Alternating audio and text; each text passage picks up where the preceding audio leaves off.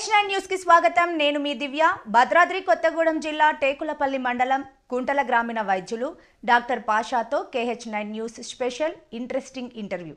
గత ప్రభుత్వం, ఈ ప్రభుత్వం వారి మీద దాడులు చేయటం, పురాతన కాలం గ్రామీణ వైద్యులే అండగా ఉంటూ వారి ఆరోగ్యాన్ని కాపాడిన మహోన్నత వ్యక్తులు ఆర్ఎంపీ డాక్టర్లని ప్రజలు ఇచ్చిన బిరుదని కాపాడుకుంటూ 2 తెలుగు రాష్ట్రాలలో ప్రభుత్వాలు గుర్తించి శిక్షణతో పాటు గౌరవాన్ని ఇవ్వాల్సిందిగా ప్రభుత్వాలను వేడుకుంటున్నాం.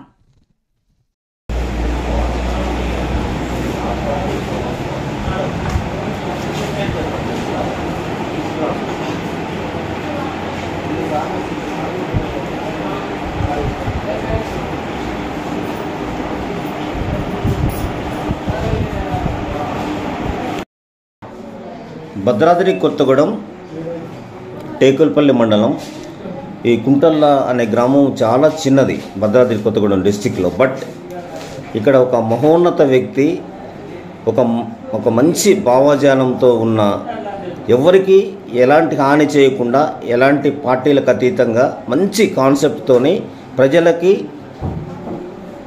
మంచి చేస్తూ ప్రభుత్వానికి కూడా ఎలాంటి ఇబ్బంది లేకుండా ప్రజలకి ఇంజెక్షన్ చేస్తూ ఒక ప్రజా డాక్టర్గా పేరు పొందిన పాషా గారితో మనం ప్రజెంట్ మాట్లాడుతున్నాం. సార్, మీరు ఎలా అసలు ఎందుకు ఎక్కడి నుంచి వచ్చారు, ఏంటి అసలు మీది బ్యాక్గ్రౌండ్ ఏంటి? మాది స్వస్థలం అంటే ఉమ్మడి నల్గొండ జిల్లా మునగాల మండలం చిన్న కుగ్రామం జగన్నాథపురం అనే విలేజ్ ఉంటుంది. అక్కడి నుంచి వచ్చాను. నేను డిగ్రీ చదువుకున్న ఖమ్మంలో. డిగ్రీ చదువుకుంటూ ఈ జీవనోపాధి కోసం అని చెప్పేసి ఒక ఎంఎస్ డాక్టర్ గారి దగ్గర వర్క్ నేర్చుకున్నాం 3 years దాకా. తర్వాత అప్పుడు నా ఏజ్ 21 years. 91లో నేను ప్రాక్టీస్ పెట్టాను ఏరియాలో. అప్పటికి బస్సులకి ఒక్క బస్సు నడిచేది, 3 బస్సులు అనేది. ఆ రోడ్లు కూడా సరిగ్గా ఉండేది కాదు. అన్ని విలేజ్లో తిరుగుతూ సైకిల్ మీద నేను రోజు 37 కిలోమీటర్లు తొక్కుంటూ 37 కిలోమీటర్లు ఇక్కడ రోలపాడు రుక్మతండ, ఇటు నుంచి ఓడు ముక్కంపాడు నుంచి అడుగురు కిష్టారం లక్ష్మీరావు వరకు కూడా సైకిల్ మీద ప్రయాణం చేస్తూ వైద్యం చేస్తున్న క్రమంలో అందరూ నన్ను బాగా సహకరించేవాళ్ళు. వాళ్ళ సహకారాన్ని బొమ్ము చేయకుండా నేను కూడా వాళ్ళకి మంచి వైద్యాన్ని అందించుకుంటూ అదే పద్ధతిలో ఇప్పటికీ 34 సంవత్సరాల నుండి వైద్యం చేస్తున్నాను టేకులపల్లి మండలం కుంటల్ల విలేజ్లో.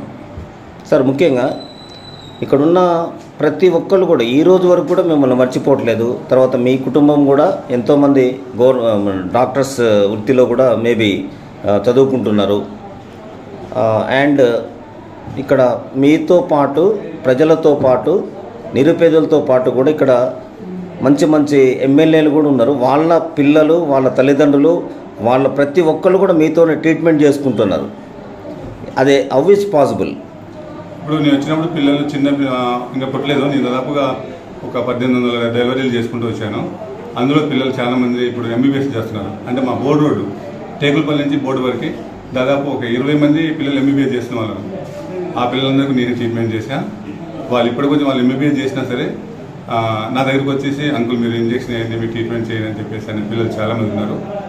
ప్లస్ ఇంకోటంటే ఇక్కడ చాలా అంత ఎస్టీ కోయా లంబాడి ఉన్నారు. వాళ్ళ దగ్గర డబ్బులు ఉండని లేకపోని అదే వైద్యం చేస్తూ వాళ్ళు ఇచ్చిన డబ్బులు తీసుకుంటూ వాళ్ళు ఇచ్చిన రోజు తీసుకుంటూ అట్లా వైద్యం చేయబట్టి నన్ను సహకరిస్తూ నాకు ఇప్పుడు కూడా వాళ్ళు అనుకూలంగా నాతో ప్రవర్తిస్తుంటారు. పిల్లలు కూడా వాళ్ళు ఎంబీబీఎస్ చేయండి, బీటెక్ చేసిన ఇంజనీర్లు ఉన్నారు, ఎస్ఐలు ఉన్నారు, డాక్టర్లు ఉన్నారు. వాళ్ళందరూ వాళ్ళు కూడా ఇప్పటికి నన్ను పూర్తి సహకరిస్తారు. వచ్చి నాతో నా సలహాలు తీసుకుంటూ పోతుంటారు పిల్లలు. ఈవెన్ మా బాబు కూడా ఎంబీబీఎస్ చదువుతున్నాడు. ఇప్పుడు ఎంబీబీఎస్ అయిపోయింది, పీజీ ప్రిపేర్ అవుతున్నాడు. Sir, last question. Last government అంతకుముందు గవర్నమెంట్ మేబీ రాజశేఖర రెడ్డి గారు ఒక ఆర్ఎంపీ వృత్తిని, ఎందుకంటే ఆర్ఎంపీ అంటే ప్రజలకి ఫస్ట్ ఏ సమస్య వచ్చినా ఫస్ట్ ప్రజలకి ప్రథమ శిక్ష ఇచ్చేవాళ్ళు. ఆయన గారు కూడా ఆర్ఎంపీ వాళ్ళ దగ్గర ట్రీట్మెంట్ చేసుకున్న మహోన్నత వ్యక్తి. ఆయన డాక్టర్ గారే, దెన్ ఆయన సీఎం అయ్యారు. కానీ ఫస్ట్ ట్రీట్మెంట్ విషయంలో కానీ కోచింగ్ ఇచ్చి శిక్షణ ఇచ్చిన మహోన్నత వ్యక్తి రాజశేఖర రెడ్డి గారు. దెన్ ఇప్పుడున్న గవర్నమెంట్ కానీ లాస్ట్ గవర్నమెంట్ కానీ ఈ గ్రామీణ వైద్యుల మీద దాడులు కానీ ప్రతి ఒక్కళ్ళ మీద ఇష్యూ క్రియేట్ అవుతుంది. దీని మీద మీ కామెంట్ ఏంటి? ముందుగా రాజశేఖర రెడ్డి గారికి ధన్యవాదాలు. వారు మాకు దాదాపు ఒక 6 నెలల దాకా ట్రైనింగ్ ఇచ్చేసి భద్రాచలంలో ట్రైనింగ్ ఇచ్చేసి అందరికీ వైద్యం గురించి దానికి ట్రైనింగ్ సెంటర్ ఏర్పాటు చేశారు. మధ్యలో పాపం ఆయన గారు చనిపోయాడు. ఆ తర్వాత కేసీఆర్ గారు గవర్నమెంట్ వచ్చింది. వారు ఏమి దీనికోసం పట్టించుకోలేదు. మా యూనియన్ సంఘాల అధ్యక్షులు కూడా చాలాసార్లు కలిసడం జరిగింది. ఆ తర్వాత ఆ గవర్నమెంట్ వెళ్ళిన తర్వాత ఈ రేవంత్ రెడ్డి గారు కలిశారు. ఈ కలిసిన క్రమంలోనే మధ్యలో ఈ కొంత మెడికల్ కౌన్సిల్ వాళ్ళు వచ్చేసి మీరు వైద్యం చేయొద్దు అని చెప్పేసి వాళ్ళందరి మీద అందరు ఆర్ఎంపీ డాక్టర్లని ఒక నకిలీ వైద్యులుగా సృష్టించారు. నకిలీ వైద్యులు అనటం కంటే కూడా ఆర్ఎంపీ వైద్యులు అంటే బాగుండేది. వారు నకిలీ వైద్యులు అని చెప్పేసి చేయడం వల్ల ప్రజలు కూడా వీళ్ళు నకిలీ వైద్యుల అనే భావం కలిగేటట్టుగా వాళ్ళు సృష్టిస్తున్నారు. జనాల మనసుని మార్చడం కోసము నకిలీ వైద్యులు అని ఒక పేరు పెట్టారు. నకిలీ వైద్యుల కంటే కూడా ఆర్ఎంపీ వైద్యులు వైద్యం చేయొద్దు అనే అంటే ఒక భావం బాగుండేది.